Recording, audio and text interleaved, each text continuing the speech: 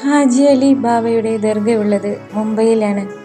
കടലിൽ സ്ഥിതി ചെയ്യുന്ന ഏക മക്ബറ എന്നറിയപ്പെടുന്നത് അഷെയ്ഖ് ഹാജി അലി ബുഖാരി റളിയല്ലാഹു അൻഹുയുടേതാണ്. 450 വർഷങ്ങൾക്ക് മുമ്പ് ഉള്ളതാണ് ഈ ദർഗ. അദ്ദേഹം ധനികനായ ഒരു വ്യാപാരിയായിരുന്നു.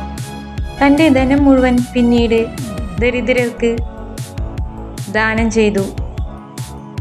താൻ വഫാത്തായ ശേഷം തൻ്റെ മയ്യിത്ത് മറവ് ചെയ്യരുതെന്നും കടലിൽ ഒഴുക്കിവിടണമെന്നും അദ്ദേഹം പറഞ്ഞിരുന്നു. അതുപ്രകാരം മയ്യിത്ത് കടലിൽ ഒഴുക്കിവിട്ടു. പിന്നീട് ഈ പാറക്കെട്ടുകളിൽ വന്നടിയുകയും പിന്നീട് ഇവിടെയുള്ള ആളുകൾ ഇവിടെ അദ്ദേഹത്തെ മറവ് ചെയ്യുകയും ചെയ്യപ്പെട്ടു എന്ന് പറയപ്പെടുന്നു.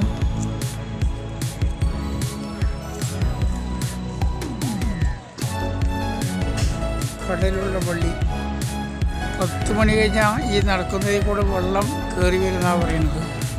അതുകൊണ്ടാണ് ഇപ്പോൾ ഈ സമയത്ത് ഞങ്ങൾ ആ പള്ളിയിലേക്ക് പോയിക്കൊണ്ടിരിക്കുന്നത്.